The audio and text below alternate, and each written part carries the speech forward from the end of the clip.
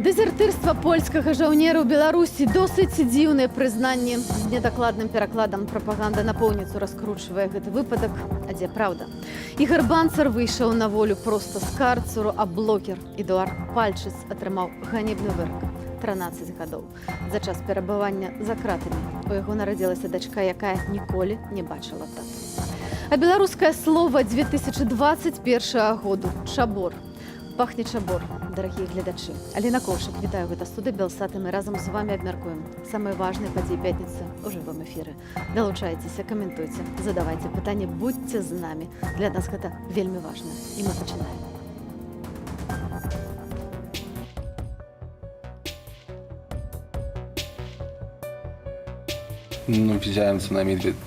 Widziałem dwie takie sytuacje.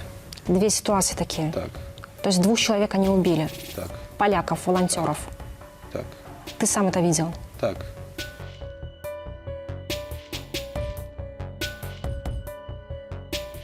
Передаю вам своего старшего сына. Я обещаю, что воровства, коррупции, нецелевого использования денег не будет.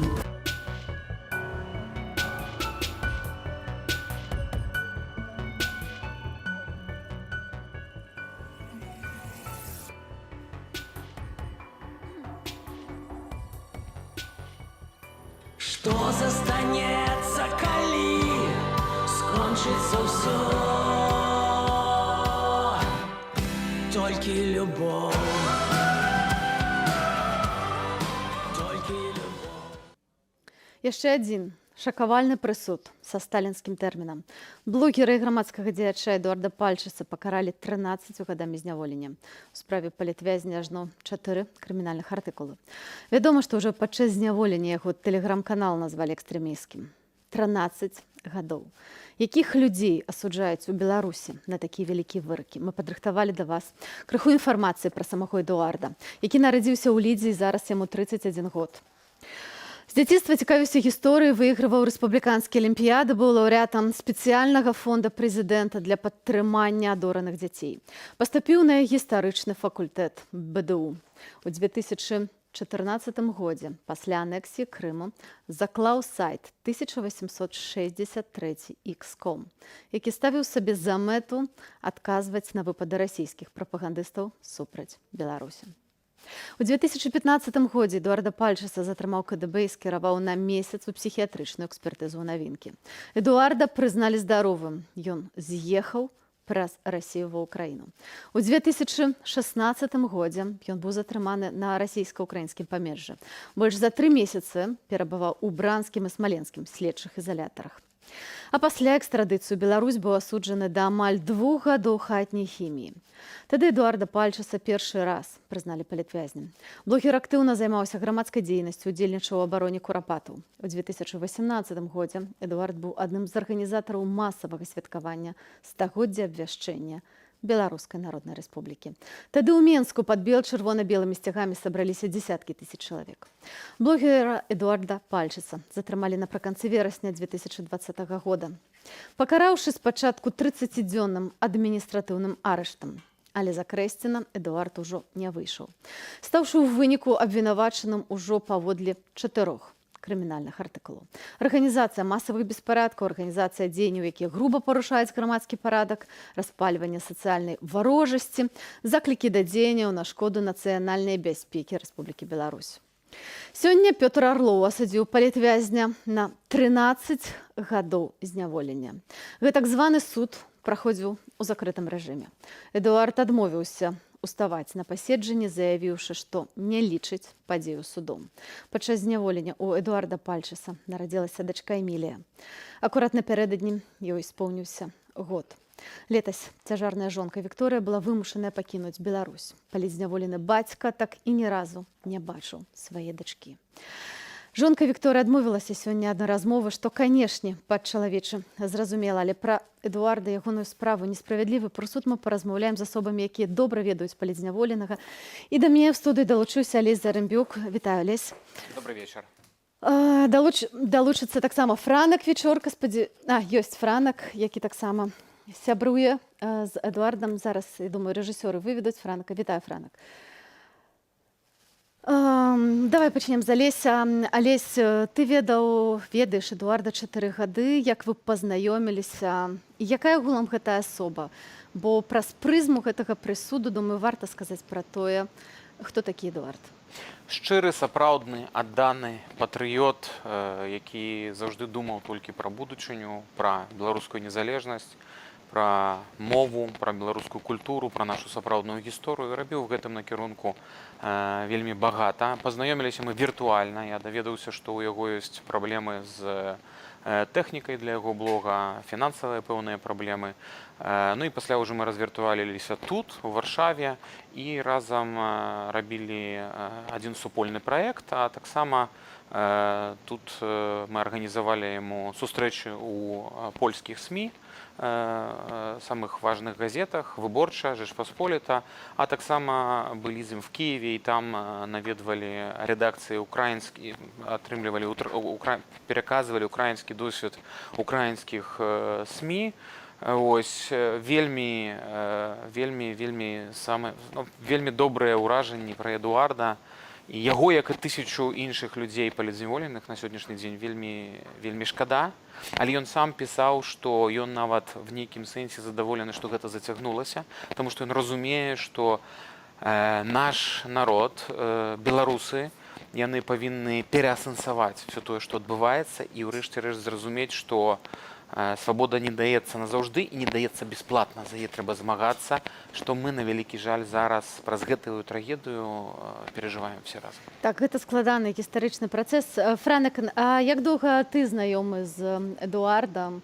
Можаш узгадаць нейкі выпадак з вашай сумеснай гісторыі, вашага знаёмства?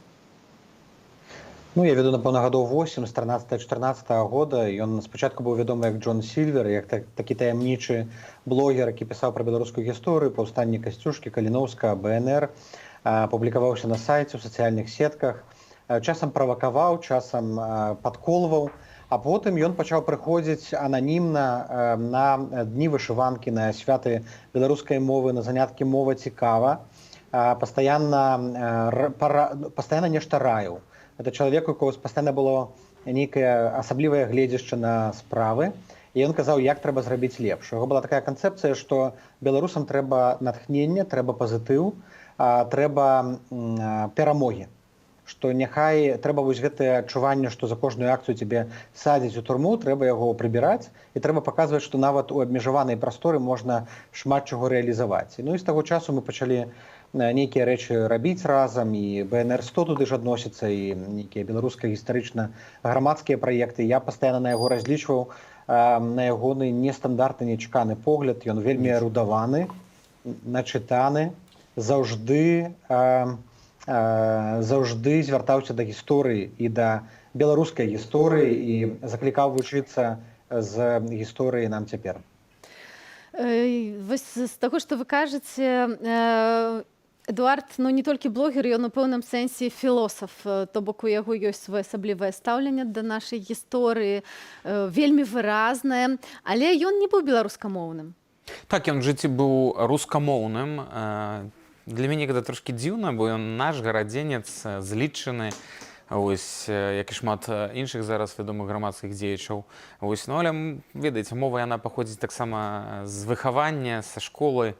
Ось, тым не менш, нягледзячы на тое, што ён быў рускамоўны, гэта прыклад сапраўднага патрыёта, які зрабіў як рускамоўны беларус нашмат больш некаторых людзей, якія проста размаўляюць па-беларуску, таму што яго блог 1863, які навязваў да памяці паўстання нашага супольнага паўстання беларускага і польскага і літоўскага 63-го года супраць расійскага царызму.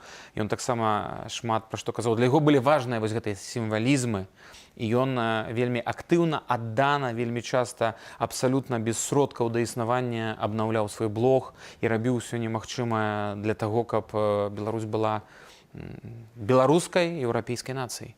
Гэта чарговы, на жаль, чарговы вельмі моцны вырак.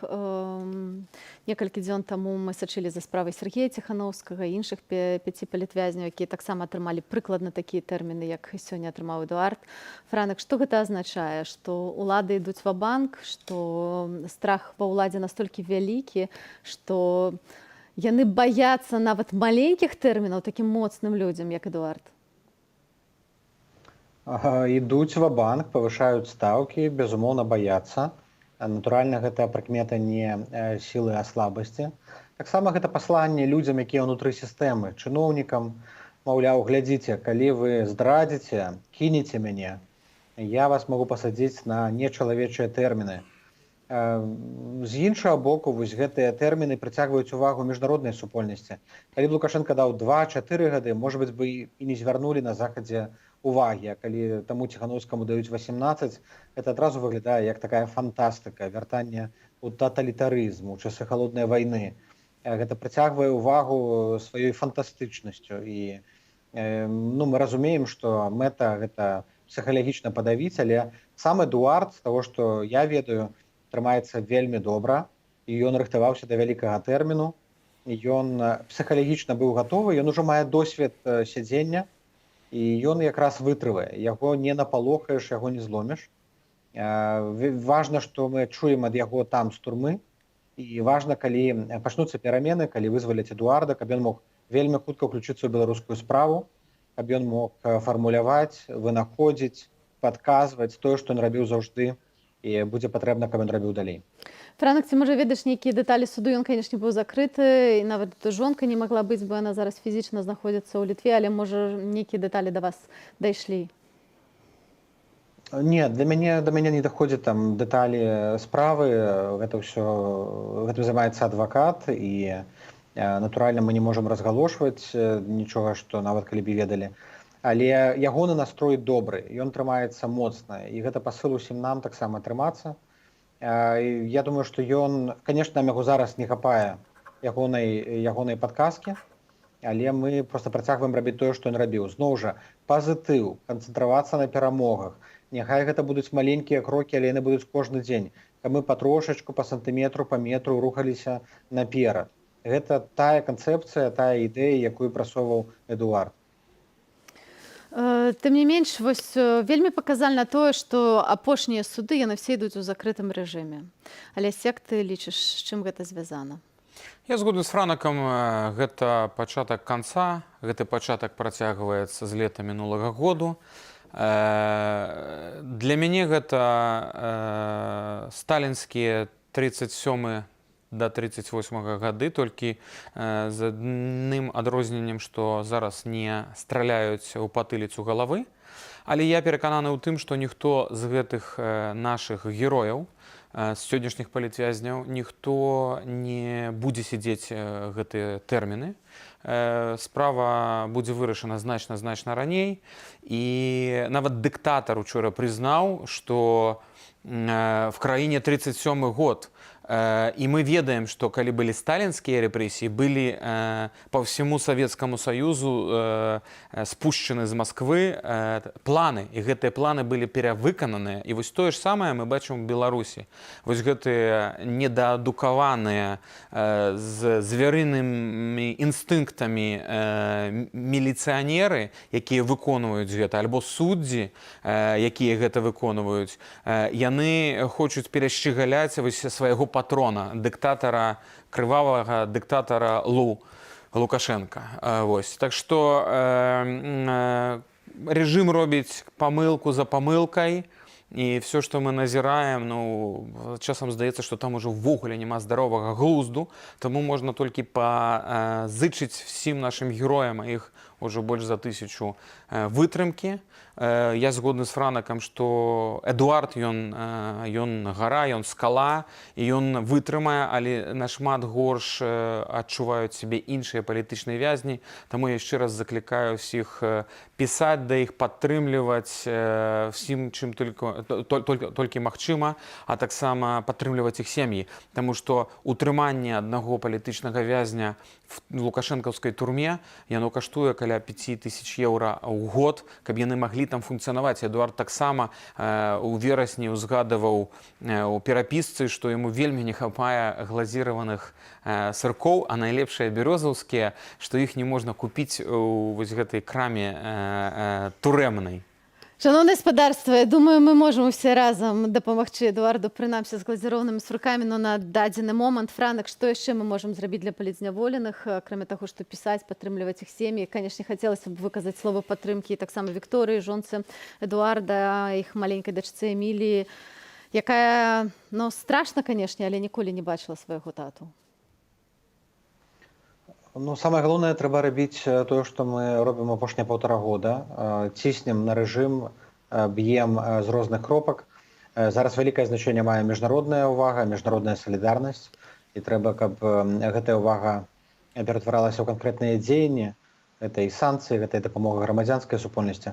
А тым, хто ў Беларусі, трэба працягваць вось гэты падпольны, асцярожны супраціў, шукаць саюзнікаў, размаўляць з тымі, хто па той бок сістэмы, перацягваць на наш бок. Магчыма, наступная хваля пратэсту будзе выкліканая менавіта расколам унутры рэжыму. Это таксама тое, што Эдуард заўжды казаў, што нам трэба расколваць наменклатурнікаў, тых людзей, якія вакол Лукашэнкі.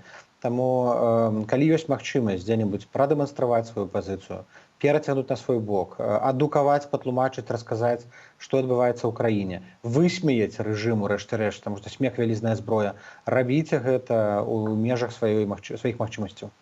Ну і наперадзе нас, конечно, чакае, хутчэй за ўсё чакае рэферэндум па Канстытуцыі. Сёння з'явілася інфармацыя, Васкресенскі сказаў, што пад каляды будзе праект Канстытуцыі, быць можа, будзе. Што рабіць у звязку з гэтым? Ну, мы выкарыстоўваем рэферэндум, каб змабілізаваць беларусаў. Рэжым абяцаў прадставіць праект Канстытуцыі, нічога не прадставіў. Выглядае, што яны самі не ведаюць, што рабіць з той Канстытуцыяй, якую запланавалі. І ці будзе гэты рэферэндум так, як мы ў сабе ўяўляем, таксама невядома. Мы рыхтуемся заўжды да рознага развіцця падзеяў, да розных сцэнароў. Бачна, што зараз Лукашенко спрабуе пазбіраць выбарчыя камісіі. Ён думаў, што яму удасца прадаць гэты рэферэндум як кампраміс, як нейкія спробу перагарнуць старонку, але у яго гэта не асабліва атрымліваецца. Ну, у любым разе, гэта дае нам дату, гэта сцягвае ўвагу і беларусаў, і замежнікаў. Мы ж будзем адбіраць у рэжыма рэсурсы, наколькі гэта магчыма, і даваць сілу, энергію тым, хто працягвае барацьбу найперш унутры краіны, у Беларусі, бо ад іх залежыць, у прынцыпе, вынік.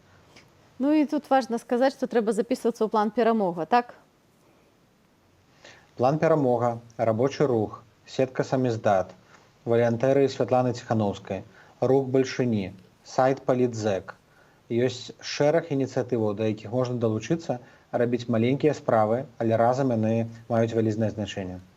Алеся, што можна рабіць з-за мяжы? Трэба трымаць Беларусь у фокусе. Трэба, каб Беларусь не сыходзіла з самых галоўных сторонак глобальных заходніх СМІ. Трэба таксама, каб урэшце рэшт паўстала міжнародная кааліцыя дэмакратычных дзяржаваў, якая будзе не рэакцыяй на тое, што адбываецца ўнутры краіны і тое, што мы назіраем 27 апошніх год. І сённяшні візіт польскага НІК і сустрэча з лукашэнкаўскімі чыноўнікамі, гэта ўвогуле незразумелы крок. І я лічу, што гэта павінна, з гэтым трэба разабрацца, як такое такое можа быць, калі тут в гэтыя дні людзі атрымліваюць 18, 16, 13, 15 гадоў, а дэлегацыя з Варшавы едзе ў Мінск і сустракаецца з кроціўшымися чыноўнікамі Лукашэнкі.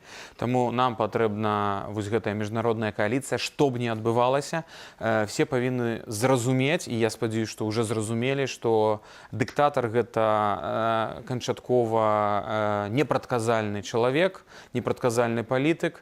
Мы назіраем гэта ўвесь вось гэты час, апошнія 16 месяцаў, і толькі іншая асоба і толькі дэмакратычныя інстытуты гатовыя загарантаваць, в тым ліку нашым суседзям, палякам, літоўцам, украінцам, Еўрапейскаму Саюзу, Беларусь як саліднага, прадказальнага, нармальнага партнёра. Ну і наша новая еўрапейская нацыя, самая свежая еўрапейская нацыя, якая нарадзілася, яна патрабуе падтрымкі. І мы бачым гэтую падтрымку. Ёсць план ЕС пасля пераменаў, які прадстаўлены быў прэм'ерам Польшчы Маравецкім. Так што трэба дамагацца вось гэтай міжнароднай кааліцыі, бо нам будзе патрэбная гэтая падтрымка. Мы будзем вельмі мець мала часу. Мы маем суседзей расіян, і мы будзем і нам трэба будзе зрабіць рэформы в Беларусі так хутка, каб рускія не паспелі падняць галавы. Франак, і апошняе пытанне. Ці ў звязку з гэтым сённяшнім візітам вы плануеце нейкую ноту пратэсту, ці прынамсі паразмаўляць з польскім бокам, што гэта было такое? Безумоўна, падымем гэтае пытанне і з офісам прэм'ера, і з міністэрствам замежных справаў. А сёння адбыліся званкі з кіраўніцтвам Яры. Святлана Ціхановская папярэдзіла кампанію пра недапушчальнасць працягу гандлю з Беларусь каліем, тому што Беларусь калій удзельнічае, фінансуе рэпрэсіі, Беларусь калій удзельнічае фальсіфікацыі выбараў, і супраца з ім з'яўляецца амаральным і спробай выходзіць санкцыі. А таксама сёння адбылася сустрэча Святланы Ціхановскай з прэзідэнтам французскага сенату, а таксама з 5 сенатарамі. І мы будзем у лютым падымаць пытанне ў Нацыянальнай асамблеі ў сенаце Францыі пра больш актыўную ролю Францыі падчас яе прэзідэнцтва ў Еўрасаюзе. Я толькі хацеў дадаць, што нас все больш і больш клапоціць сітуацыя в Польшчы, таму што все больш і больш беларускіх рэпрэсаваных уцекачоў, якія знайшлі тут другі дом, атрымліваюць выклікі в польскую пракуратуру, і нават ужо дайшло до таго, што ім задаюць пытанні, якія ім дасылаюць лукашэнкаўскія пракуроры, і мы павінны таксама паставіць гэтаму кропку, таму што не польскі прэзідэнт, не польскі прэм'ер не прызнаюць абанкроціўшыся дыктатара, але тым не менш вось все больш і больш такіх позваў атрымліваюць беларусы. Я не магу казаць пакуль пра канкрэтныя прозвішчы, але ж гэта таксама тое пытанне, якое трэба, каб наша дэмакратычная лідарка Святлана Ціхановская падняла ў размовах з прэзідэнтам Дудай і прэм'ерам Маравецкім. Ну, так, справа звязана з Інтэрполам і вось гэтымі позвамі, яны, канешне, важныя. Я ведаю, што праца вядзецца на гэтым узроўні. Спадзяемся, што будуць канкрэтныя вынікі. Дзякуй вялікі, Франак, Вечорка, старэйшы дарадца Святланы Ціхановскай з Вільні, Алесь Зарамбюк, кіраўнік Беларускага дому ў Варшаве, далучыўся да нас у студыі.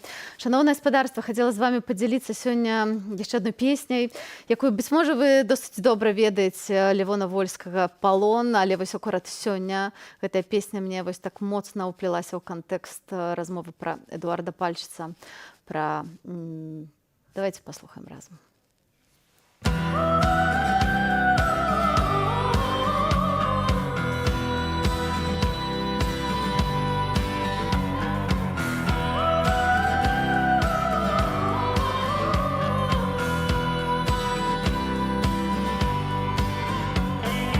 Ты прачынаешся ранкам, а неба няма.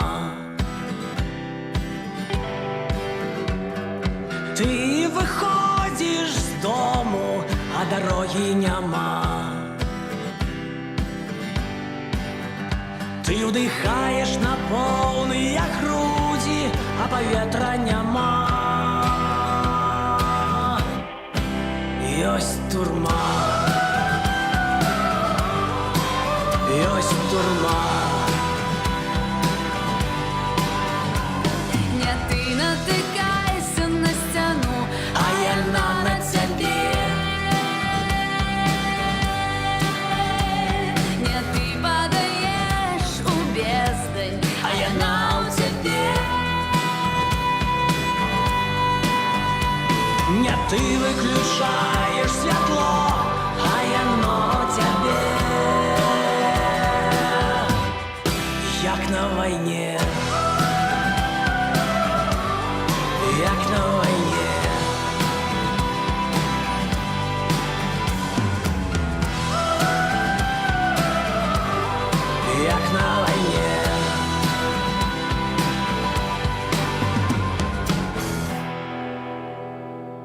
Што застанецца, калі попел пакрые ўсё? Што застанецца, калі ветер развее ўсё? Што застанецца, калі скончыцца ўсё? Толькі любоў, толькі любоў, толькі любоў, толькі любоў, толькі любоў. Толькі любоў, толькі любоў, толькі любоў.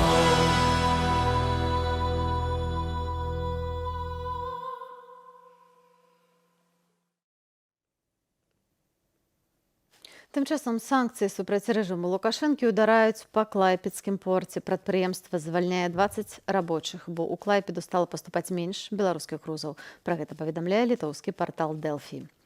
Як расказаў выданню генеральны дырэктар клайпедскага порту Альгіс Латакас, частка грузаў з Беларусі не праходзіць са студзеня. Цяпер жа клайпедскі порт рыхтуецца да спынення транзіту беларускіх калійных угнаенняў. У аўторак у сувязі з працягам транзіту прадукцыі Беларускалю, нягледзячы на санкцыі ЗША, быў звольнены дырэктар літоўскай чыгункі Мантас Бартушка. Раней заявы на адстаўку напісаў міністр замежных справаў Літвы Габріэлюс Ландсбергіс, а таксама міністр транспарту Марас Кодзіс. Палітыкі патлумачылі, што ставяць рэпутацыю краіну вышэй за асабістую кар'еру. Аднак прэм'ер-міністрка Літвы Інгрыда Шыманіце пакінула міністру на пасадзе і заявіла, што калі трэба будзе, у адстаўку можа пайсці ўвесь урад. Мігранты маглі секчы лес на беларуска-польскай мяжы. Незаконна міністэрства лясной гаспадаркі прызнала, што дзеянні лясных турыстаў падпадаюць пад артыкул адміністрацыйнага кодексу. 1500 чалавек падпісалі петыцыю з патрабаваннем праверыць законнасць дзеянняў нібыта турыстаў каля пункту пропуску Брузгі. Гэты ліст быў дасланы ў гарадзенскі лясгас, абласную інспекцыю аховы жывёльнага і расліннага свету, а таксама Мінлясгас. У адказе апошняга напісана, што такія дзеянні падпадаюць пад артыкул кодексу аб адміністратыўных правапарушэннях незаконнае высяканне, і за іх пагражае штраф да 50 базавых велічыняў. Паводле крымінальнага кодексу псаванне лесу караецца грамадскім ці выпраўленчымі працамі, штрафам альбо нават арыштам ці абмежаваннем волі да 3 гадоў. Але пра гэта гаворкі не ідзе. Зрэшты, Мінлясгас заўважыў толькі высяканне асобных дрэваў. Ігар Банцар на волі. Палітвязень цалкам адбыў пакаранне. 1,5 гады хіміі. З 25 лістапада да вызвалення музыка і актывіст знаходзіўся ў карцеры. Ігар двойчы галадаваў на знак пратэсту 16 дзён у сакавіку і 19 дзён у жніўні. Адразу пасля вызвалення у нас атрымалася ўзяць каментар у самого Ігара. Для мяне зразумела пасля ўсіх гэтых сотняў у ШИЗа, калі ты з раніцы да вечара слухаеш першы канал беларускага радыё, што мая рэчаіснасць і та рэчаіснасць, которая зараз ёсць у Беларусі 2020-2021, а хутка уже 2022, ну, я ніякім чынам не пасую да гэтай рэчаіснасці. І адзіны варыянт, канешне, трэба было б сабрацца і паехаць дзесьці там, сказаць, у меня слабое здароўе, пойду лечыцца, поеду лечыцца. І вернуся, калі вось вылечусь. А потым можна лечыцца і паўгады, і год, і 1,5, а потым хто ведае, што тут будзе. Але, на жаль, ну, я не могу сабе такого дазволіць. І, ў прынцыпе, вось, ну, вот это перавыхаванне, турма, ну, воля зараз... Пакуль мы знаходзімся ў такім стане, ну, я кажу пра палітычны крызіс. Пакуль мы ў такім стане знаходзімся, вся краіна, казаць пра тое, што я там як адна асоба там выйшаў на волю умоўную, то есть выйшаў з-за межы карцера, ізалятара, за межы выпраўленчай установы адкрытага тыпу, ну, можна казаць, але ў такіх катэгорыях на гэта не гляджу. На жаль, мы ўсе зараз пад прыгнётам, вельмі цяжка.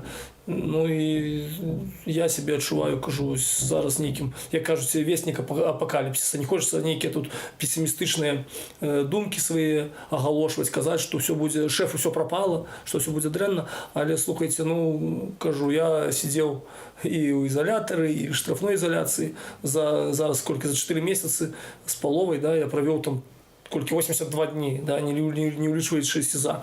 І калі слухаеш з раніцы да вечара радыё беларускае, ты бачыш, што ўсё ж такі павестка ў афіцыйнай прапаганды зусім іншая, і нягледзячы на то, што зараз год народнага адзінства, у выкананні беларускіх уладаў народнае адзінства выглядае даволі, я не ведаю, як это назваць, жудасна, тому што калі цябе збіваюць, скуюць, садяць у турму і кажуць, а зараз мы з тобой будзем дамаўляцца, по-мойму, гэта не тыя параметры, якія падпадаюць пад акрэсленне дыялогу, правда?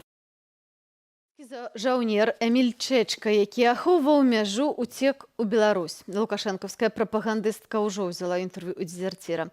Яна задавала яму сцвярджальныя пытанні на расійскай мове пра забойства польскімі вайскоўцамі мігрантаў і валанцёраў. А ён, адказваючы па-польску, нібыта пацвердзіў гэтыя словы. У Польшчы ж распавялі, што ў жаўнера былі праблемы з законам. Ольштынская газета нават выдала артыкул пра тое, што вайсковец некалькі месяцаў таму пабіў сваю маці. Міністр абароны Польшчы Марыуш Блашчак звольніў непасрэдных камандзіраў дзезерціра. Справу ўцёкаў Эміля Чэчкі пракаментаваў таксама аператыўны камандуючы ўзброенымі сіламі Польшчы генерал Томаш Пятроўскі. Хотел бы попросить спадарства не поддаваться на манипуляции фрагментарной информацией, да не поддаваться на демагогию лукашенковского режиму, якая накіраваная на дестабилизацию ситуации. Мы не спынимся, покуль Эміль Чэчка не стане перед правосуддзем, таким, якое повинно быть за дезертирство у той час, калі ўсе, а перадусім жаўнеры, мусяць стаяць на мяжы, калі кожны малады грамадзянин мусіць думаць, як дапамагчы іншаму паляку, як дбаць пра нашу бяспеку. Але на гэтым не скончваюцца праблемы на мяжы Беларусі і Польшчы, не толькі міграцыя, не толькі дэзертырства жаўнера. Велізарныя чэргі фураў скапіліся на ўезд у Беларусь з польскага боку. Беларускі бок вырашыў, што кожная фура павінна мець адпаведную пломбу, якая сочыць за месцазнаходжаннем грузавікоў, якія ўязджаюць з Польшчы. Мой калега Дзміцер Міцкевіч з'ездзіў на памежжа, каб высветліць, што пра гэта думаюць дальнабойшчыкі.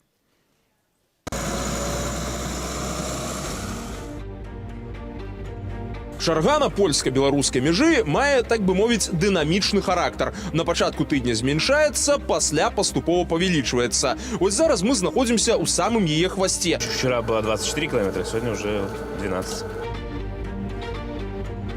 Так-то обычно за сутки мы заходили. А электронные формы дали эту остановку, и сейчас увидим. Винят во всем Лукашенко, то что вот он затеял вот эту вот, поприглашал тут и закрывает тут, я не знаю. Мигранты нам не мешают працаваць, они же до нас у самоходы не лезут, поэтому проблем нема.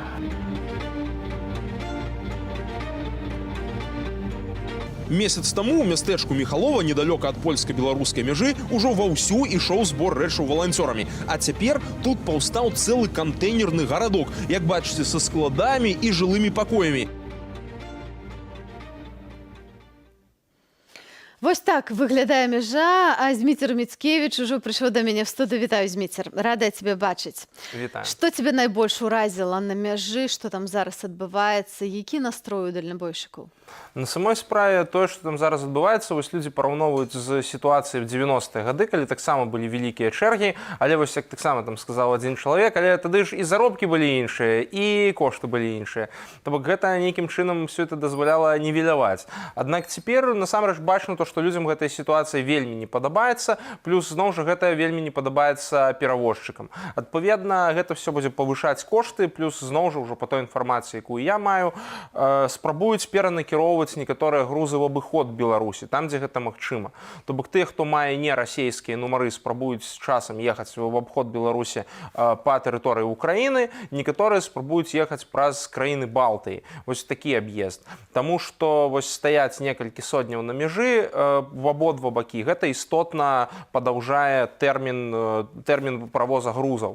Плюс зноў жа не для ўсіх грузаў такое падыходзіць. Адпаведна, гэта, канешне, зараз вялікая праблема, і бачна то, што людзі вот на гэта наракаюць, настроем, канешне, не падабаюцца. Вось сапраўды з усіх людзей, з якімі мы паразмаўлялі, з усіх, каго мы бачылі, мы пабачылі толькі аднаго прыхільніка дзеючай улады на тэрыторыі Беларусі, які быў вельмі актыўным, ажно біў сабе ў грудзі і заяўляў «я бацька». Вось, ну, бывае і такое, але гэта вот насамрэч працэнтных суадносінах напэўна паказвае сапраўды колькасць такіх ўсім задаволеных людзей у суадносінах да ўсёй колькасці супрацоўнікаў. Я вось бачыла такое відэа недзе ў сацыяльных сетках супольных гармідар у нейкім калідоры, людзі чакаюць, не хапае вакенак, не хапае магчымасці зрабіць гэты пломбы так званыя, і гэта таксама досыць вялікія кошты для кожнай транспартавай фірмы, плюс абсалютна непадрыхтаваная інфраструктура. Як на твою думку ты лічыш, чаму рэжым увёў вось гэты пломбы? Гэта некае пакаранне за штосьці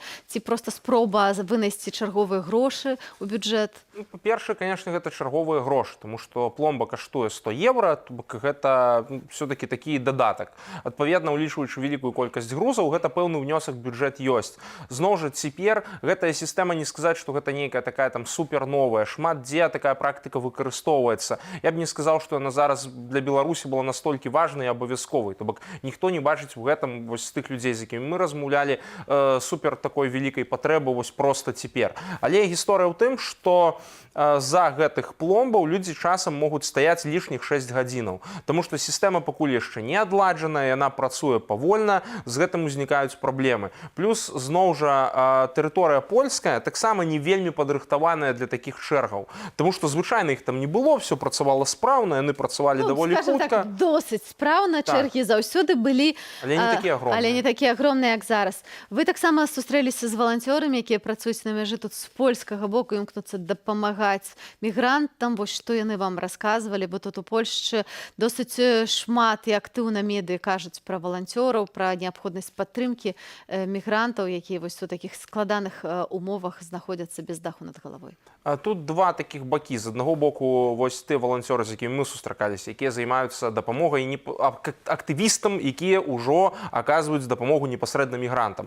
Вось гэтыя людзі якраз расказваюць пра сваю дзейнасць, мы пабачылі там іхныя склады, там ужо разгорнуты цэлы, як ужо вы бачылі папярэдні, кантэйнерны гарадок, там, дзе в прынцыпе ўсё адладжана. То бок туды прыязджаюць людзі ў свой уласны адпачынак. То бок гэта валанцёры, якія вот рэальна бяруць адпачынак і проста едуць на змену, у іх там такія ратацыйныя заезды. Вось яны прыязджаюць туды і пэўны час там працуюць, жывуць жа ў гэтых кантэйнерах, дапамагаюць збіраць нейкія перадачы, нейкую дапамогу там гуманітарную для гэтых мігрантаў, для цэнтраў, дзе яны збіраюцца і гэтак далей. Аднак самі актывісты, якія ўжо займаюцца непасрэдным аказаннем дапамогі тым самым мігрантам, не вельмі жадаюць аб гэтым распавядаць, таму што зноў жа гэта заход в тую зону, в якую заходзіць нельга, гэта не заўжды праца згодная з законам, адпаведна, вось яны не вельмі імкнуцца аб гэтым распавядаць. Але сам факт, што шмат людзей ў гэта заангажавана, плюс мы бачылі, як мясцовыя людзі ставяцца да гэтых валанцёраў, гэта вельмі прыязныя такія адносіны, то я б сказаў, што даволі ўражвае. Паколькі людзі там, вось у гэтым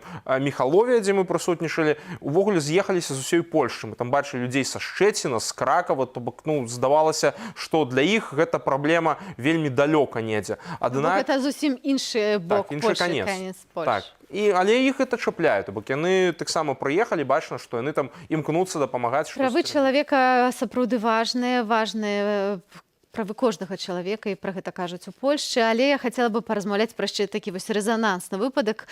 Гэта справа Эміля Чэчкі, польскага жаўнера, які дэзертаваў, які вось напоўніцу скарыстала сёння прапаганда, мантуючы досыць дзіўнае відэа, якое можа быць фэйкам. Напэўна, варта гэта прааналізаваць яшчэ са спецыялістамі, але нават у нас, калі мы гэта праглядалі, узнікла шмат пытанняў. Вось якія ў цябе ўражанні і якая інфармацыя ёсць, якую не падаюць у Беларусі прапагандысты пра яго? Па-першае, тут варта адзначыць, што сапраўды там увесь гэты сюжэт, які яны зрабілі, ужо напханы фэйкамі. Напрыклад, чалавек кажа, што ён голы перабіраўся праз польскую мяжу, а тут, і вот ён зняў нібыта сваю форму для таго, каб яго не заўважылі, гэта ўвогуле вельмі дзіўна, да? Вот зімой у голага акурат найбольш было бы заўважна ў лесе. Ён адмыслова зняў камуфляж, які мусіў яго хаваць в гэтым лесе, каб яго не было заўважна, распрануўся, каб яго вось не было заўважна ў лесе. Такі парадокс. А пасля зноў жа мы бачым, ён сидзіць в гэтым самым польскім мундыры, вось в этой самай форме вайсковай. У Беларусі цяжка было бы яго знайсці. Менавіта. менавіта. То бок я не думаю, што в беларускім ваенторгу вот прадаецца польская вось гэтая форма вузета, як яна тут называецца. Таксама цікавы момант, што яны вельмі перакладалі адмыслова, то бок яны спецыяльна там, скажем так, скажалі сэнс ягоных словаў, пэўныя словы, якія беларусы там з кантэкста маглі б зразумець па-іншаму, яны перакладалі, як, напрыклад, што вот там нібыта польскія памежнікі забівалі там гэтых валанцёраў, там мігрантаў, хаця там нават ён меў зусім на ўвазе іншае. То бок ён казаў пра то, што маглі ударыць, альбо пра тое, што вось польскія СМІ пісалі аб тым, што ён знік, а не то, што ён загінуў. Вось гэта адмысловае такое скажэнне сэнсу.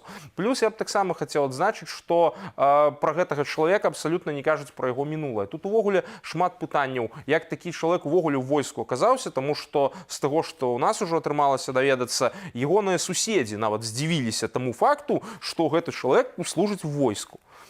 Тут пытанне да тых людзей, якія яго туды наймалі. Паводле інфармацыі, якая з'яўляецца ў польскіх СМІ, ён злоўжываў алкаголем, наркотыкамі, у яго была справа распачатая, ён там быццам бы збіў маці. Так, выклікалі паліцыю. Выклікалі паліцыю. Ну і плюс яшчэ вось нашыя журналісты знайшлі ягоную старонку ў сацыяльных сетках. Аказалася, што ён досыць радыкальных правых поглядаў і нават падтрымлівае смяротнае пакаранне.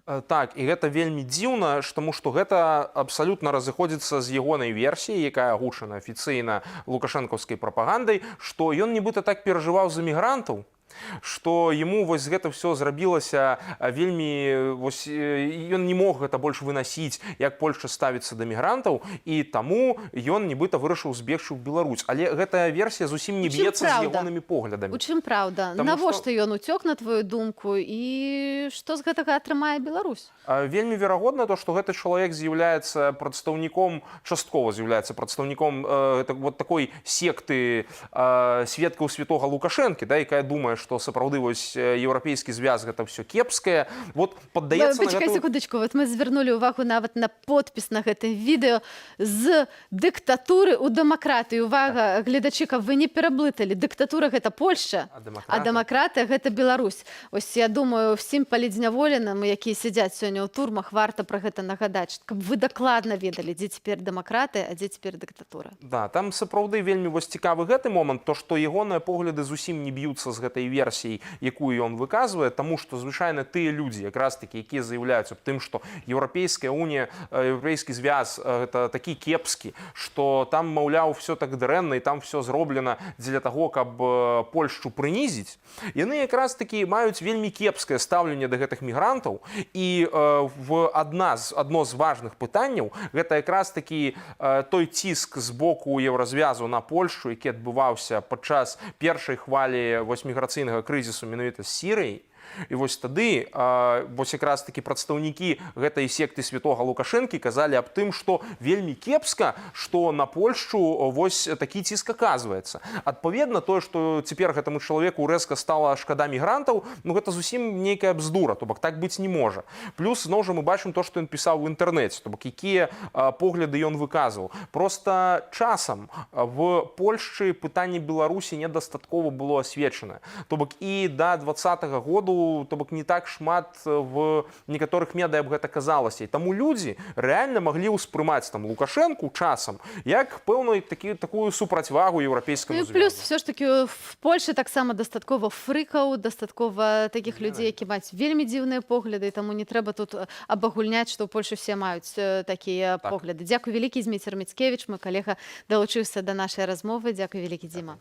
А мы пераносімся і змяняем зусім тэму, бо пры будаўніцтве спартовых об'ектаў, звязаных з Нацыянальным алімпійскім камітэтам Беларусі і адміністрацыяй Лукашэнкі, хабары дасягаюць дзесяткаў тысячаў і нават мільёнаў долараў. Махлярства, падробкі, парушэнне законаў у гэтай галіне – гэта звычайная рэч. Альянс расследавальнікаў Беларусі ў супрацу з кіберпартызанамі і Беларускім фондам спартовай салідарнасці правёў расследаванне. Прапаную вам паглядзець фрагмент расследавання, а потым абмеркаваць. Передаю вам своего старшего сына, а я обещаю, что воровства, коррупции, нецелевого использования денег не будет. Так вот, у Александра Косача как раз и был особый доступ в эти кабинеты, а еще связи с архитектором Галерко Александром Николаевичем, который является вторым непосредственным участником встречи, зафиксированной на камеру. Именно он, кстати, 13 апреля 2021 года в кафе «Гурман» нарисовал целую схему проворачивания сделки. Леонидович, мы даем 50, он занимается подготовкой указа. Да. Ну, делает все. 25 много. Это Галенок. Но Дмитрий Александрович, первый зам. Дмитрий Александрович, написать ходатайство, потому что ему отец сказал, бери деньги откуда угодно, но в стройку не лезь. Это не твои дела. Мы дали 3 объекта полигон этому заму. Полигон дали, Малиновку дали и Цнянку дали. Значит, и нам надо написать сейчас написать предварительный договор с НОКом о спонсорской помощи, об оказании помощи тогда в размере, наверное, 600 тысяч напишем. Сказали, достаточно. И что, эти 600 тысяч надо будут до этого? Нет, сначала подпишут все указ. Потом мы получим потому что я уже подумал, что наперед. Нет, получим землю. Понимаете, оформим все. И тогда только здесь уже все договорено. Ну вот его, этого первого зама, очень серьезная была нам поддержка. Другими словами, Косач и Галерко гарантировали Жуковскому быстрое решение вопроса и выделение участка в центре города. Взамен необходимо было оказать спонсорскую помощь НОКу, официально перечислив на счет 600 тысяч. Кроме этого, за оказываемые услуги Жуковский на первоначальном этапе должен был через Косача и Галерку передать благодарности в размере 75 тысяч долларов. Часть этой суммы забрали бы себе в карман непосредственно сами посредники. Другая часть предназначалась для начальника управления администрации президента Воробьева Николая Александровича за подготовку указа или распоряжения о выделении участка. И, наконец, третья часть ушла бы в карман заместителю президента НОКа, то есть заместителю Виктора Лукашенко, да в Галенку Дмитрию Александровичу за подготовку ходатайства о выделении участка за подписью Виктора на имя его папы. Я обещаю, что воровства, коррупции, нецелевого использования денег не будет. А з нами ў студыі аўтарка расследавання, журналістка Альянсу расследавальнікаў Беларусі Алёна Чарняўская. Алёна, вітаю. Добрый день. У кантэксце гэтага расследавання вось слова Александра Лукашэнкі пра то, што ён абяцае, што ніякай вараўства нічога не будзе, гучаць ну, па меншай меры цынічна, скажем так. Шакуюць, канешне, лічбы, якія вы называеце ў гэтым расследаванні, ажно 15 миллионов долларов хабару. Это просто гучыць неверагодна. Хочу вас запытаць, адкуль пачалося гэтае расследаванне, з чаго яно паўстала, бо заўсёды ёсць нейкая першая кропачка, з якой гэты клубочек развіваецца далей. Да, дело в том, что к нам обратился Белорусский фонд спортивной солидарности. Они посмотрели видео, непосредственно, которое было в телеграм-канале киберпартизанов, услышали, так сказать, знакомое слово «НОК», знакомые фамилии, и обратились к нам с просьбой расследовать, потянуть за эти ниточки. Вот. И нам, в принципе, да, самим не интересно просто сливы, да, смотреть, нам интересно копнуть глубже, вот, потому что ведь люди посмотрят просто слив, не все поймут, о ком речь, не всем знакомы эти фамилии, да. И наша задача как раз-таки донести до людей, кто это, что это, копнуть, узнать реальные схемы, как все это делается. Мы копнули, потянули за ниточки. Их оказалось очень много. І нітачак аказалася вельмі шмат. У гэта махлярства замешаныя людзі, звязаныя непасрэдна з блізкім атачэннем Александра Лукашэнкі і Віктора Лукашэнкі. Давайте раскажам, як працуе гэтая схема, бо гэта фактычна стварэнне паралельнага рынку нерухомасці, які заснаваны на абсалютна непразрыстых і незаконных схемах. Ну, основной тезис, основной посыл, который мы хотели, да, раскрыть в расследовании, то, что за право построить недвижимость в центре Минска, то есть люди, но не все люди, вхожие, так сказать, в хоккейную раздевалку, они должны были перечислить спонсорскую помощь в НОК, но еще за право перечислить эту спонсорскую помощь нужно тоже было дать взятку определенным чиновникам. Вот. И, собственно говоря, в обход всех схем, в обход, я имею в виду правил, да, потому что по закону, чтобы получить землю и строить недвижимость, нужно поучаствовать в аукционе.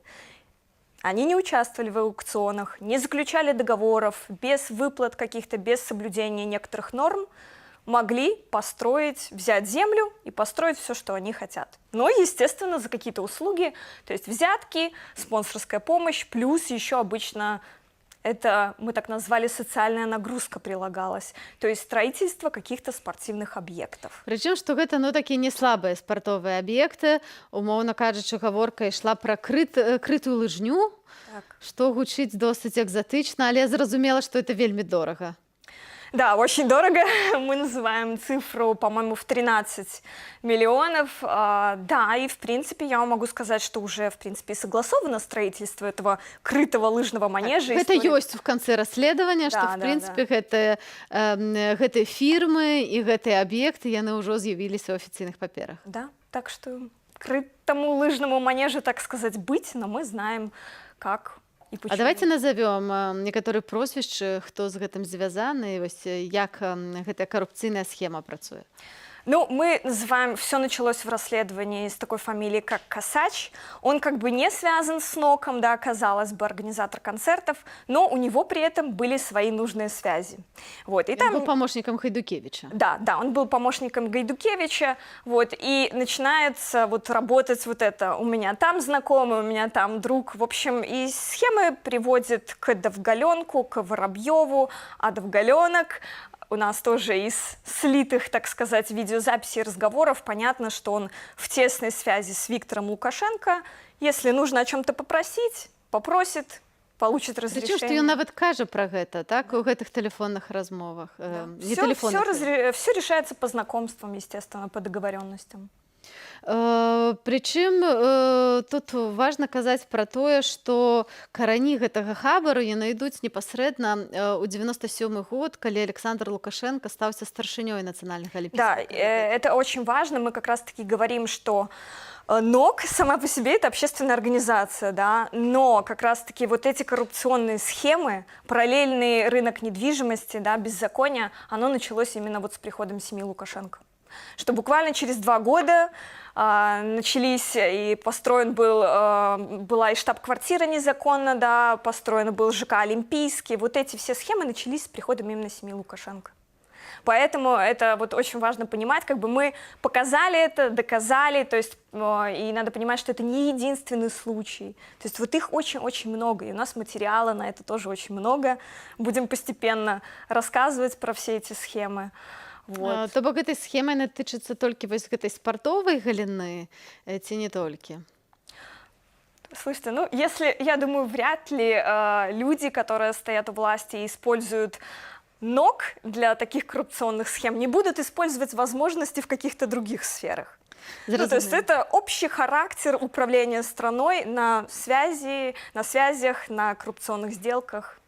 Яшчэ тут пэўную ролю вось ва ўсіх гэтых махінацыях адыгрываюць хакеісты, якія заўсёды досыць блізка былі Александра Лукашэнкі, і вы таксама расказваеце пра іх сувязі ў звязку з гэтымі карупцыйнымі схемамі. Да, конечно, как я и сказала, то есть не всем доступен был такой бизнес, такая возможность договориться. То есть это же надо знать, с кем разговаривать, да, получить все-таки разрешение. А у кого был доступ в хоккейную раздевалку, у того были и возможности договориться. Вот. То бок фактычна справы хабараў вырашаюцца ў хакейных раздевалках у нас. Ну, у нас, да, бывший президент, любитель хоккея, так сказать, поэтому я думаю, да, поэтому оттуда и идут все корни. Чаму толькі адзін чалавек паводле вось гэтых карупцыйных схемаў апынуўся за кратамі, на вашу думку? Ну вот, кстати, да, мы, конечно, 100% утверждать не можем, мы можем предполагать. Прынамсі па тым дадзеным, якія да, да. Наше предположение, знаете, вот в том режиме существует такой кадровый резерв, да, это когда люди рассматриваются в качестве потенциальных кандидатов на какую-то должность. Вот. За ними наблюдают, так сказать, и если находится какое-то беззаконие, нарушение, то приносят документы непосредственно Лукашенко, и он говорит, беремся за него или не беремся, берем в разработку или нет.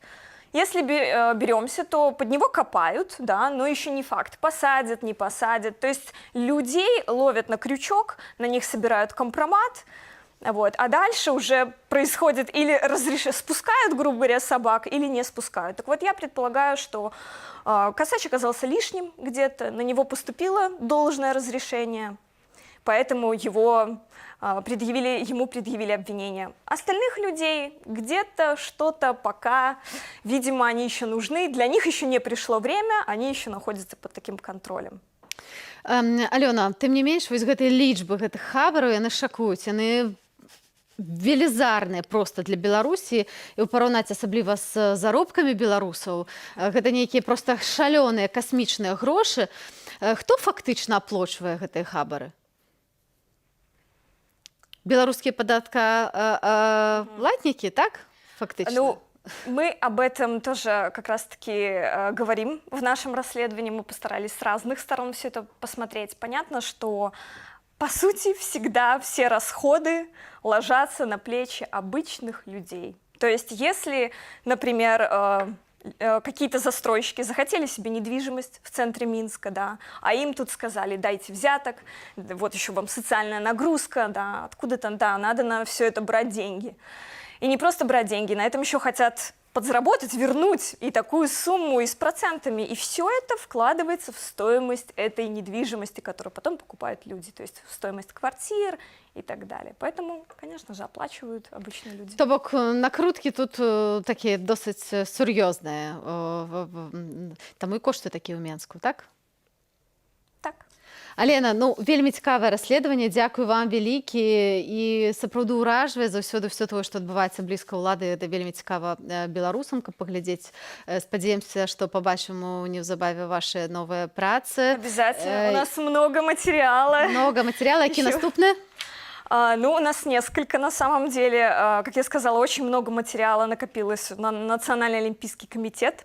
Вот, будем еще дальше тянуть за ниточки, копать глубоко. Есть много разных сливов, и плюс еще есть один резонансный материал. Но все это постепенно, не хочется, конечно, все раскрывать.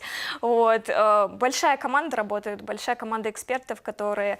Кто-то за границей, кто-то находится еще до сих пор в Беларуси, работает в госструктурах, поэтому, то есть, можем так работать, можем сотрудничать, но, конечно, просим, чтобы обычные люди тоже присылали нам какую-то информацию о любых коррупционных схемах, о нарушении закона. У нас есть почтовый ящик. Пожалуйста, присылайте нам, потому что нам даже самим будет интересно расследовать. Да. Так что, шановное господарство, можете долучиться и дапамагчы журналистам-расследовальникам знайсці яшчэ шмат цікавых і накапаць. Дзякуй вялікі, Алёна, за размову, за тое, што далучыліся да нашай студыі. Ну а мы, шановное господарство, подводим вынікі сённяшняга дня. Уже хутка я буду з вами развітвацца. Тым часам не магу не ўзгадаць. 928 чалавек прызнаныя палітычнымі вязнямі Беларусі. Большасць з іх асуджаная паводле надуманых абвінавачванняў за нібыта ўдзел у масавых закалотах. Уладзіміру Валадару Цурпанаву прысудзілі 2 гады зняволення за абразу суда. Насамрэч, за неабыякавасць і грамадскую актыўнасць. Сёння традыцыйна ўзгадваем аднаго з нашых палізняволеных, і я заклікаю вас напісаць святочнае віншаванне за краты. Іх там вельмі чакаюць. Я перадаю эстафету Юліі Лабанавай, аб'ектыву, і да сустрэчы заўтра.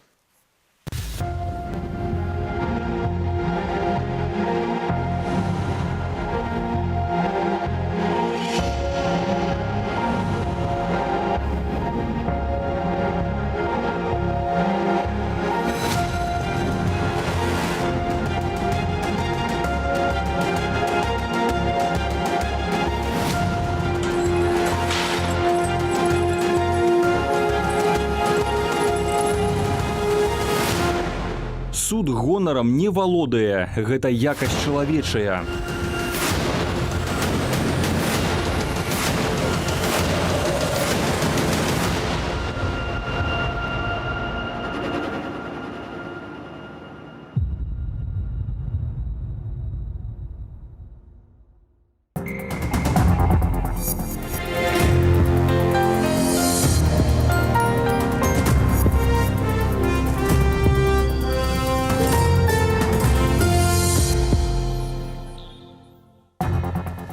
21 у Беларусі. У эфіры «Аб'ектыў», з вами Юлія Лабанова. Вітаю і сёння ў выданні. 13 гадоў калоніі за публіцыстыку. Шакавальны прысуд для Эдуарда Пальчеса. Это одновременно и месть, и одновременно работа над тем, чтобы запугать людей, запугать других блогеров, запугать других политических оппонентов. Польскі жаўнер-дэзерцір збег у Беларусь. Прапаганда Лукашэнкі показала з ім інтэрв'ю. Хотел бы попросить спадарства не поддаваться на манипуляции фрагментарной информацией, да не поддаваться на демагогию лукашэнкаўскага режиму, якая накіраваная на дестабилизацию ситуации. Еўразвяз не выключае новых санкцыяў, а ці рэальная пагроза контрсанкцыяў для краін Аб'яднанай Еўропы. Чтобы наладить производство этих товаров, нужно порядка 2-3 лет. Чтобы выйти там, запустить производство, выйти на запланированную мощность. 13 гадоў калоніі. Прысуд з такім тэрмінам, як за забойства, прагучаў для блогера Эдуарда Пальчеса. Ён адмовіўся ўставаць на пачатку паседжання, а суддзю Пятру Арлову заявіў адвод. Аднак Менскі гарадскі суд пастанавіў прызнаць вінаватым Пальчеса паводле 4 артыкулаў крымінальнага кодексу. Владзімір Старыковіч падрабязней. Кім станеш ты ганёл для гэтых людзей?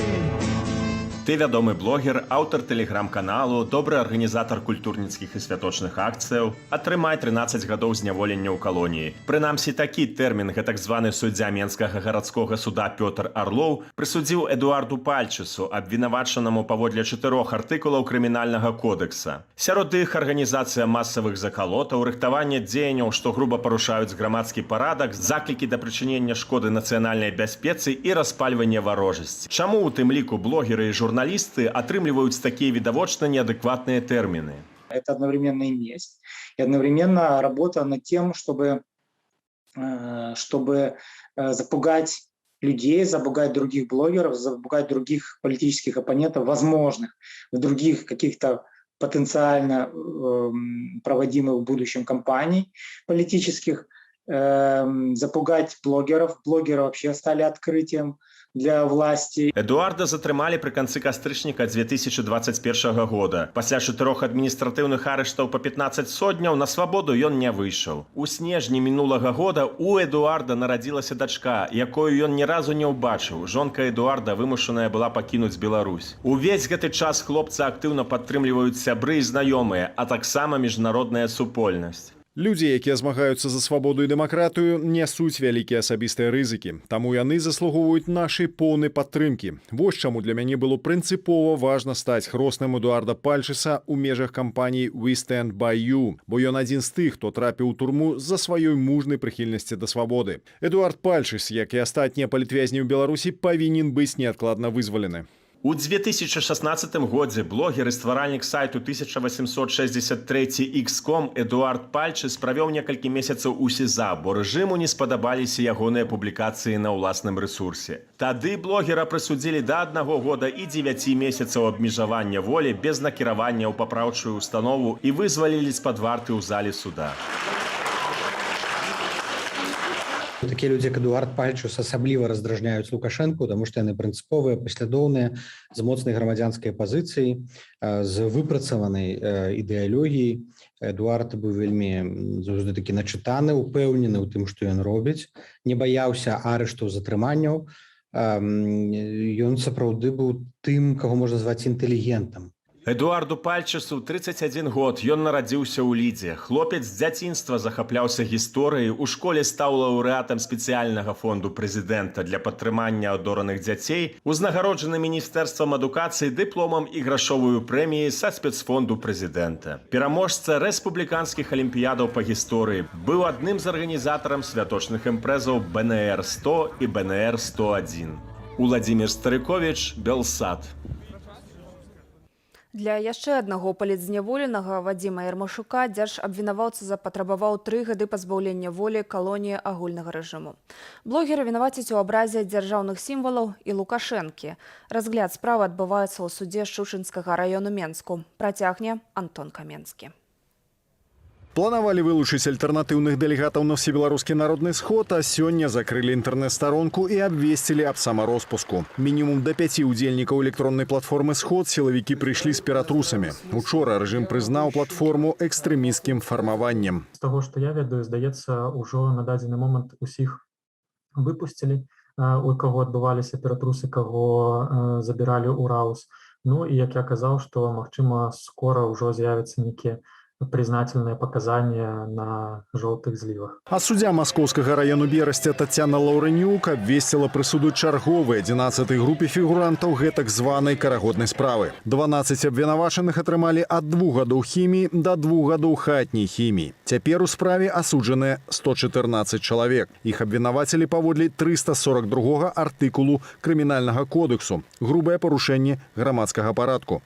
Паводле таго ж артыкулу суддзя Ленінскага раёну Менску Марына Клімчук асудзіла да 3 гадоў хіміі арт-менеджера і дыджэя Александра Богданова і сцэнографа Максіма Крука.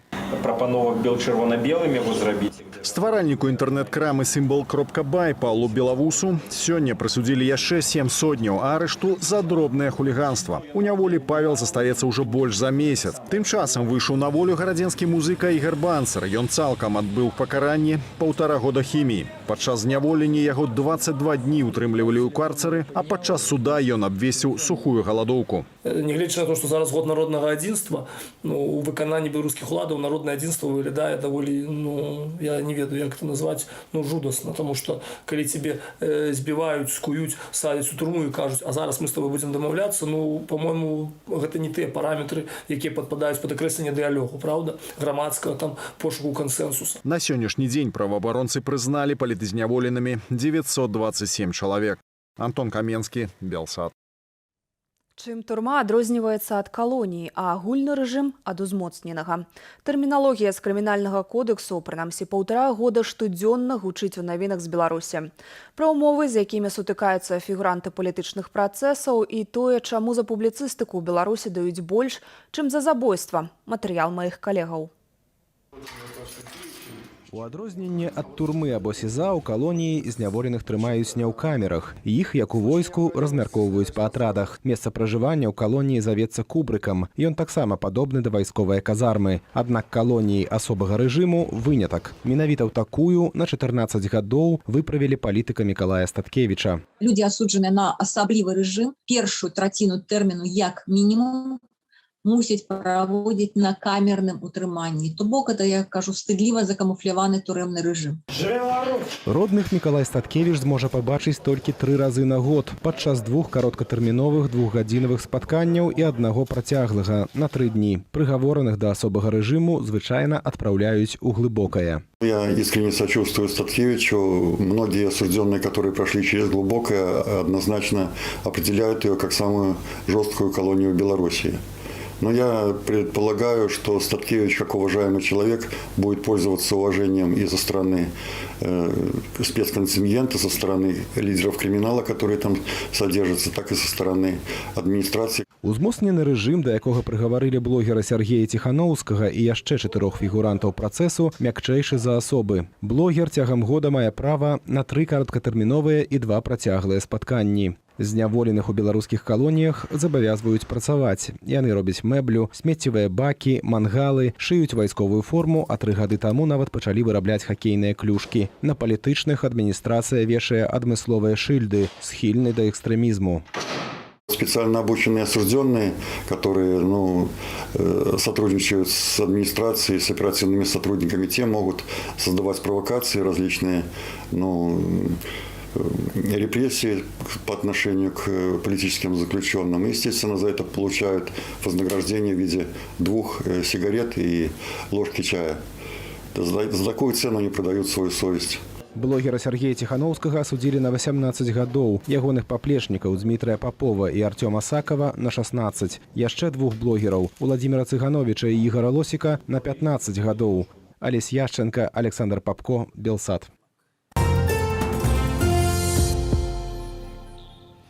Польшча назвала дезертирам вайскоўца Эміля Чэчку, які напярэдадні ўцёк з вайсковай часткі ў Беларусі і, са словаў беларускага боку, папрасіў палітычнага прытулку.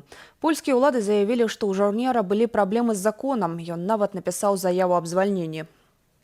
Chciałbym do Państwa zaapelować, abyśmy... Хотел бы попросить спадарства не поддаваться на манипуляции фрагментарной информации, да не поддаваться на демагогию лукашенковского режиму, якая накіраваная на дестабилизацию ситуации. Мы не спынимся, пакуль Эміль Чэчку не стане перад правосуддзем, таким, якое павінна быць за дезертирство у той час, калі ўсе, а перадусім жаўнеры, мусіць стаять на мяжы, калі кожны малады грамадзянин мусіць думаць, як дапамагчы іншаму паляку, як дбаць про нашу бяспеку. Жаўнер 11-го артылерыйскага палка Эміль Чэчка знік напярэдадні ў ваколіцах Нараўкі. Прэс-служба дывізіі паведаміла, што пісталет ён пакінуў у частцы, перайшоў на беларускі бок, дзе ў прымежнай зоне яго затрымалі. Беларускі памежны камітэт сцвярджае, што жаўнер перайшоў на бок Беларусі, цытата, у сувязі з нязгодай з палітыкаю Польшчы адносна міграцыйнага крызісу і практыкаю негуманнага абыходжання з мігрантамі. Як паведамляюць польскія ўлады, на мінулым тыдні Чэчку затрымалі за кіраванне аўтамабілем у нецвярозым стане. Паводле неафіцыйных звестак ён меў у крыві 1,5 прамілі алкаголю і быў пад уздзеяннем марыхуаны. 3 камандзіраў вайскоўца звольнілі з польскай арміі. Адпаведнае рашэнне прыняў міністр абароны Польшчы Мар'юш Блашчак. Арышты ўнутры Беларусі, мігранты на яе межах з Еўразвяза. Еўропа дапускае, што пры неабходнасці ўзмоцніць санкцыйны ціск на Менск. У МЗС Беларусі заявілі, цытата, што асобныя краіны ЕЗ могуць не вытрымаць адказу на зноў уведзеныя санкцыі. Наколькі рэальныя такія пагрозы, высвятляла Юлія Цяльпук. Мандарыны і хурма да навагодняга стала іспанскія, італьянскія, але ўжо з 1 студзеня, калі чыноўнікі паспеюць дамовіцца аб пастаўках, садавіну будуць завозіць з Марока, Бразіліі, Турцыі. Замяняць імпарт арэхаў і сухафруктаў з Еўропы вырашылі аналагамі з Кыргызстану, Арменіі, Узбекістану, заявіў прэм'ер-міністр Беларусі Роман Галоўченко. По всем остальным позициям, кроме определенных видов овощей и фруктов, рынок способны закрыть наши производители. Галоўченко удакладніў, што заменім імпарт уласнаю вытворчасцю на суму $500 мільярдаў на год. Аб увядзенні эмбарга на шэраг прадуктаў з Еўропы Беларусь заявіла 10 дзён таму. Усхваляваным грамадзянам паабяцала, ані насельніцтва, ні прадпрыемствы не адчуюць увядзення контрсанкцыяў. Для того, чтобы наладить производство этих товаров, нужно порядка 2-3 лет, чтобы выйти там, запустить производство, выйти на запланированную мощность и начать, по сути дела, работать в плюс. Это означает, что, по сути дела, эти товары начнут поставляться в виде санкционной продукции. И это будет, так сказать, реверс санкционки. Калі пасля Новага года не з'явіцца дэфіцыт на многія тавары з забароненага спісу, гэта будзе азначаць, што Беларусь пачала купляць санкцыйную прадукцыю з Расіі, Кітаю і іншых краінаў. Адчувальнымі санкцыі будуць і для лабістаў з міністэрстваў, буйных прадпрыемстваў, канцэрнаў і холдынгаў Беларусі, упэўнены кіраўнік навукова-даследчага цэнтру Мізеса. Яны 15 гадоў займаліся мадэрнізацыяй гэтых заводаў і фабрык. Яны не маглі ніяк абгрунтаваць і патлумачыць, чаму трэба яшчэ гэтыя грошы ім даваць, таму што трэба было альбо там дырэктараў звальняць, альбо прыватызацыю рабіць. Вось. І тут просто як падарак такі, дар з неба. Забяспечваць нацыянальную харчовую бяспеку будуць абраныя. Задача каштуе дорага, а выдаткоўванне сродкаў на гэта будзе прыярытэтным, іранізуе эксперт. Безумоўна, будуць карыстацца грашыма дзяржавы, а паколькі грошаў будзе не хапаць, трэба будзе браць узаймы, трэба будзе нешта прадаваць, трэба будзе даваць у залог. Так што гэта тыя схемы, якія, безумоўна, з'яўляюцца вельмі выгоднымі для сілавікоў, кантралёраў, а таксама чырвоных дырэктароў, якія ўсё асваиваюць гэтыя бюджэты. На словах жа гучыць, што Беларусь вымушаная даваць адэкватны адказ на дэструктыўныя крокі заходніх краінаў. Так прэсавы сакратар МЗС Анатоль Глас адказаў на заяву Еўрапейскай рады. Еўрапейская рада падкрэсліла важнасць найхутчэйшай рэалізацыі забаронных захадаў пасля зацверджання 5-го санкцыйнага спісу і заявіла аб гатовасці прыняць новыя санкцыі ў выпадку неабходнасці. Захады, якія ўводзяць і рэжым Лукашэнкі, маюць хутчэй сімвалічнае значэнне для дзяржаваў-экспарцёраў. Што ж меў на ўвазе беларускі МЗС, заявіўшы, што асобныя краіны ЕС могуць не вытрымаць адказу Менску на іхныя чарговыя абмежаванні. Юлія Цельпук, Белсат. Польшча зрабіла палёгку ў патрабаваннях да мінання мяжы. Ад сёння абавязковы ПЛР-тэст можна зрабіць цягам 3 гадзінаў пасля перасячэння мяжы, замест ранейшага патрабавання зрабіць яго за 24 гадзіны да мінання мяжы. Папярэдняе патрабаванне паспела моцна ўдарыць у прыватнасці па кіроўцах-дальнабойніках. На мяжы з польскага боку пабываў наш корэспандэнт Зміцер Міцкевіч, які высветліў, як жывуць вымушаныя закладнікі вялікіх грузаў і вялікіх чэргаў.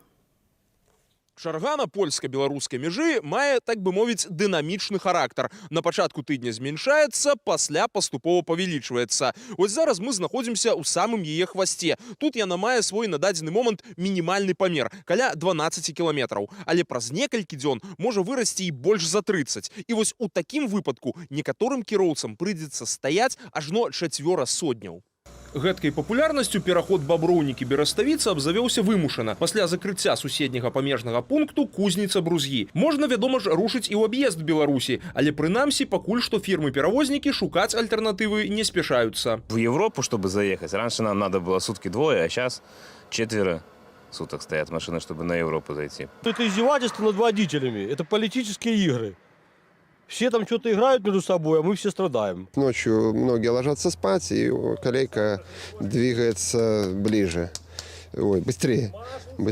А так, если днем, то долго. Это вот у меня коллега 4 суток Козловичи проходил передо мной. Ну и вот сейчас передо мной тоже он же и выходил сюда через Бобровники. То 3 дня, 3 суток. З кожным днём, сведчаць дальнабойнікі, сітуацыя адно горшая. Арыфметыка простая. Чарга часам сягае дзесяткаў кіламетраў, а за 2 гадзіны можна праехаць часам толькі 100 метраў. За простой кіроўцам перавознікі даплочваюць, але далёка не ўсе. У выніку, пакуль стаіш, не зарабляеш нічога. Я получаю от колеса, как говорится. Сколько накатал, столько я получил километров. А что я здесь вот? За неделю я простою вот здесь вот 3 суток, 2 суток простою. Если я мог бы круг сделать, допустим, образно говоря, там вот сейчас Франция, Россия, Москва за неделю, там, образно говоря, да, то сейчас у меня получится 1,5 недели, а то и больше. Ды акрамя фінансавага аспекту папросту стаяць сумнеўнае задавальненне. Сталовак і прыбіральняў няма. Калі стаіш у чарзе на мяжы некалькі дзён запар, пачынаеш задумвацца пра вырашэнне абсалютна простых пытанняў, бо з інфраструктурай тут, шчыра кажучы, так сабе. І вось калі падвоз ежы для дальнабойшчыкаў яшчэ арганізавалі, то з іншымі побытавымі рэчамі ўзнікаюць праблемы. Напрыклад, з-за адсутнасці сметніцаў можна часам вызначыць, дакуль даходзіла чарга в той ці іншы момант. Ну і ісці па ўзбочыне трэба асцярожна, каб следы жыццядзейнасці не ўляпацца. Дзе адна бяда, чакай і другую. Яшчэ больш замаруджваюць рух на мяжы і абавязковыя электронныя пломбы, уведзеныя беларускім бокам. З кім не паразмаўляеш, ніхто не бачыць хуткага развязання гэтай сітуацыі на польска-беларускай мяжы. Бо мала таго, што з прычыны арганізаванага Лукашэнкам міграцыйнага крызісу зачынілі памежны пераход у Кузні, дык яшчэ з беларускага боку увялі абавязковае ўсталяванне навігацыйных пломбаў на ўсе грузавікі, што ўязджаюць з тэрыторыі Польшчы. Пломба ўсталёўваецца вось сюды, на заднюю браму прычэпа. І часам гэтая нехітрая, здавалася б, працэдура можа займаць ажно да 6 гадзінаў. Ось куды прыехала IT-краіна. У Варшаве прэзентавалі электронную кнігу Владзіміра Мацкевіча, адказваючы за сябе запіскі філосафа са шкодным характарам. Кнігу ўклалі на падставе разваг у Фейсбуку нашага калегі, які застаецца за кратамі.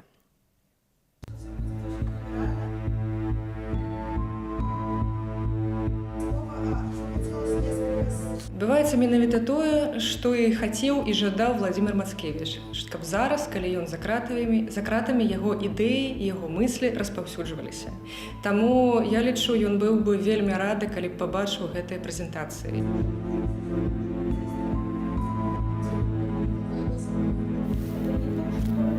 Владимир представляет собой особого рода позицию в стране, в Беларуси, позицию философа, позицию мышления. И фактически, когда Владимира Мацкевича арестовывают, они арестовывают живое мышление в стране.